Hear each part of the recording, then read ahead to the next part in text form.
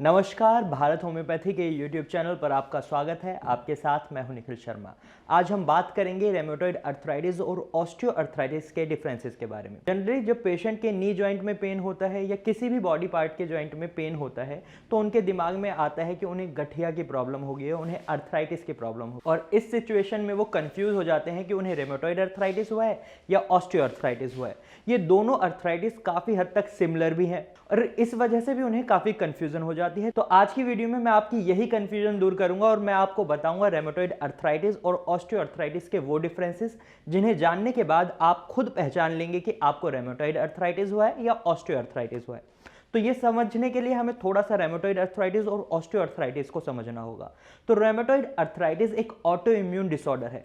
इस बीमारी में क्या होता है, आपका इम्यून सिस्टम ही आपके शरीर को नुकसान पहुंचाना शुरू कर देता है। इसको आप इस तरीके से समझिए, ये आपका जॉइंट्स है और इन जॉइंट्स के बाहर आपको एक लेयर मिलेगी जिसको बोलते हैं साइनोवल मेम्ब्रेन। जब ये आपके साइनोवल मेम्ब्रेन पर इन्फ्लामेशन आने लग जाती है, सूजन बनने लग जाती है, तो इसमें पेन बनने लग जाता है और इस सिचुएशन को हम साइनोवाइटिस कहते हैं। और जब ये साइनोवाइटिस की सिचुएशन लंबे टाइम तक चलती है तो ये केमिकल छोड़ने लग जाती है। जो आपकी इन्फ्लेमेशन है ये केमिकल छोड़ती है और इससे आपके कार्टिलेज डैमेज होने लग जाते हैं और आपके जॉइंट्स में पेन, स्वेलिंग और अकड़न बनने लग जाती है, स्टिफनेस बनने लग जाती है, और यही है रेमेटॉइड अर्थराइटिस। वहीं ऑस्टियोआर्थराइटिस में क्या होता है, ऑस्टियोआर्थराइटिस में आपको किसी चोट की वजह से या आपकी उम्र की वजह से, इसमें एज फैक्टर बहुत बड़ा फैक्टर होता है ऑस्टियोआर्थराइटिस में। अगर आप 50 साल से ऊपर हैं तो ऑस्टियोआर्थराइटिस होने के चांसेस ज़्यादा होते हैं। ये जनरली नी जॉइंट में और हिप जॉइंट में देखने को मिलता है। इसमें क्या होता है, आपका कार्टिलेज वक्त के साथ घिस जाता है, कमजोर हो जाता है या डिस्ट्रक्ट हो जाता है, बिल्कुल ही खत्म हो जाता है। आपने सुना होगा, बड़े बुजुर्ग भी कई बार बोल देते हैं जब बच्चे चेयर से खड़े होते हैं और वो कहते हैं नहीं दादाजी मेरे पैर में दर्द हो रहा है, घुटनों में दर्द हो रहा है, तो वो क्या बोलते हैं, ग्रीस खत्म हो गया क्या तुम्हारे पैरों की अभी से। तो वो ग्रीस जिसको वो बोलते हैं वो होता है आपका कार्टिलेज टिश्यू। ये एक कनेक्टिव टिश्यू है जो आपके दो बोन्स के जॉइंट्स को जोड़ रहा है, जिसकी वजह से आपके बोन्स की मूवेबिलिटी अच्छे से हो पा रही है। वो जो फ्लेक्सिबिलिटी है आपके बोन्स की वो इजीली हो रही है। और जब ये घिस जाता है तो इसकी वजह से आपके जॉइंट्स का जो स्पेस होता है, सपोज अगर इसके बीच में एक कार्टिलेज है और जब आप इसे हटा देंगे तो क्या होगा, ये धीरे धीरे पास आने लग जाएगा, जो स्पेस है वो कम होने लग जाएगा और रगड़न महसूस होगी आपको आपकी हड्डियों से।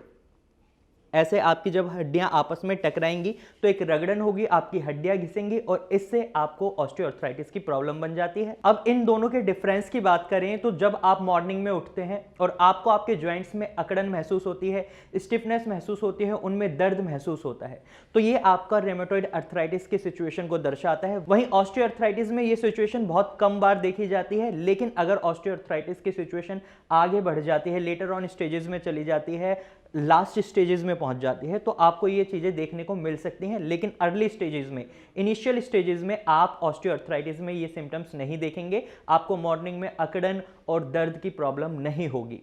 वहीं दूसरी बात जो मैंने आपको स्टार्टिंग में ही बताई थी, एज फैक्टर। ऑस्टियोआर्थराइटिस में 50 प्लस लोगों को जनरली ऑस्टियोआर्थराइटिस देखने को मिलता है। वहीं रेमेटॉइड अर्थराइटिस की बात करें तो 15 टू 45 एज ग्रुप है। वैसे इसका कोई एज ग्रुप नहीं होता, लेकिन जो पेशेंट्स हमारे पास आते हैं तो वो 15 टू 45 एज ग्रुप के पेशेंट्स होते हैं, वो जनरली रेमेटॉइड अर्थराइटिस के होते हैं। अब रेमेटॉइड अर्थराइटिस और ऑस्टियोआर्थराइटिस कहाँ होता है, तो मैं आपको बता दूं ये बॉडी के किसी भी जॉइंट्स में हो सकते हैं, दोनों ही। लेकिन ऑस्टियोआर्थराइटिस आपके नी जॉइंट में, हिप जॉइंट में जनरली ज्यादा देखने को मिलता है, ये आपके बड़े जॉइंट्स में ज्यादा देखने को मिलता है। वहीं अगर हम रेमेटॉइड अर्थराइटिस की बात करें तो स्टार्टिंग स्टेज इसकी छोटे छोटे जॉइंट से होती है। लाइक ये आपकी फिंगर है, तो ये आपकी फिंगर का जो ये जॉइंट है, आपको इसमें रेमेटॉइड अर्थराइटिस की सिचुएशन देखने को मिल सकती है। अगर आपकी इस फिंगर के जॉइंट्स में यहां सूजन दिखने को मिलती है तो ये आपका रेमेटॉइड अर्थराइटिस हो सकता है। वहीं अगर हम रेमेटॉइड अर्थराइटिस की बात करें तो रेमेटॉइड अर्थराइटिस में अगर आपके इस हाथ की इस उंगली में स्वेलिंग हुई है, सूजन आई है और स्टिफनेस है, तो आपके दूसरे हाथ में भी ये प्रॉब्लम आपको देखने को मिलेगी। लेकिन वहीं ऑस्टियोआर्थराइटिस की बात करें तो हो सकता है आपके एक नी जॉइंट में ही आपका कार्टिलेज डिस्ट्रक्शन हुआ हो, आपका दूसरा नी जॉइंट ठीक रहता है। वहीं डिफॉर्मिटीज एक बहुत बड़ा डिफरेंस है जो रेमेटॉइड अर्थराइटिस पेशेंट्स और ऑस्टियोआर्थराइटिस पेशेंट्स में देखने को मिलता है। रेमेटॉइड अर्थराइटिस के पेशेंट्स में डिफॉर्मिटीज बहुत जल्दी देखने को मिल जाती है। अगर आप देखेंगे रेमेटॉइड अर्थराइटिस के पेशेंट्स जिन्हें पेन महसूस होता है छोटे छोटे जॉइंट्स में पेन होता है, तो उनकी फिंगर्स की पोजीशंस चेंज हो जाती है, उनकी फिंगर्स टेढ़ी होने लग जाती हैं, किसी की फिंगर्स इस साइड चली जाएंगी तो किसी की इस साइड चली जाएंगी, किसी की मतलब अलग अलग तरीके से आपको डिफॉर्मिलिटीज देखने को मिलती हैं। वहीं ऑस्टियोआर्थराइटिस में किसी भी प्रकार की कोई डिफॉर्मिलिटीज नहीं होती।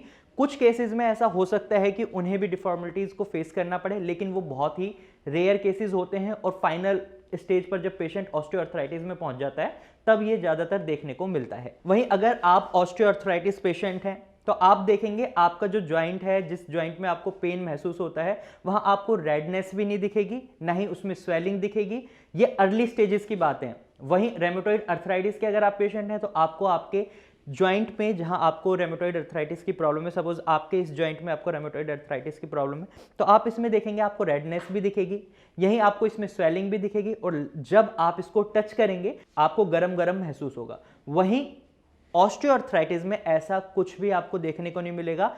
ऑस्टियोआर्थराइटिस में पेशेंट फील कर सकता है अपने पेन को, कोई सेकंड पर्सन अगर उसके पेन को देखना चाहे, उसके बोन्स को टच करके महसूस करना चाहे, तो वो इतनी इजीली उसको महसूस नहीं कर सकता। तो मैं उम्मीद करता हूं इन डिफरेंसेस से आप खुद अंदाजा लगा सकते हैं कि आपको रेमेटॉइड अर्थराइटिस हुआ है या ऑस्टियोआर्थराइटिस हुआ है। ये दोनों बीमारियां बहुत ही सीवियर डिजीजेज हैं और इन दोनों के ट्रीटमेंट बिल्कुल अलग हैं, क्योंकि एक है ऑटो इम्यून डिसऑर्डर, दूसरी है कार्टिलेज डिस्ट्रक्शन।